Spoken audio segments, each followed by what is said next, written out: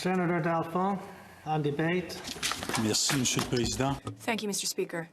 An hour to reflect. Let me provide some also other comments to help reflection. Senators, I rise to speak to Senator Spade's amendment to Bill C-17 called a reasoned amendment in parliamentary practice. At the outset, nobody can deny that Senator Spade is a strong advocate of causes that she endorses.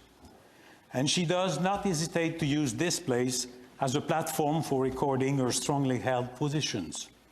But I'm afraid a reasoned amendment ventures in dangerous territory way beyond what the drafters of our Constitution has contemplated for the upper house of our Parliament.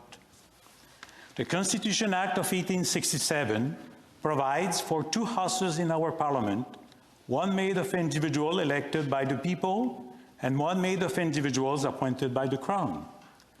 Though our Constitution states that all bills must receive the consent and approval of both chambers and that each chamber can initiate bills, the drafters of our Constitution have enacted an important restriction to the powers and role of the Senate found at Section 53 of the Constitution, which reads, and I quote, "Bills for appropriating any part of the public revenue or for imposing any tax or impost shall originate in the House of Commons," end of quote.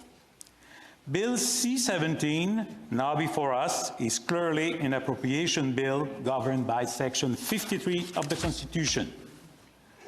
The restriction found in Section 53 of the Constitution flows from the very well-known principle of no taxation without representation, end of quote. In other words, the imposition of taxes and the appropriation of public revenue must rest first and foremost in the hands of those elected by the people. Bill C-17 before us has been considered by the representatives of the people and adopted with the support of a majority of MPs representing 4 of the 5 political parties in the House of Commons. Now this bill is before us for our review and possibly for our suggestions of corrections at committee review or at third reading.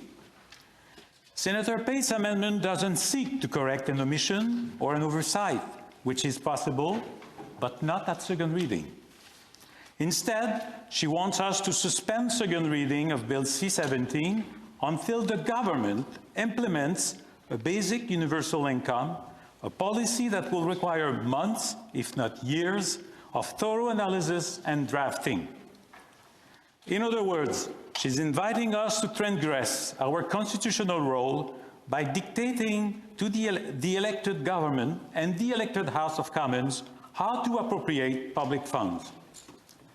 A basic universal income is an idea that many senators have advanced, and I am confident that the Senate will continue to look at issues around it, as well as around reform employment benefits.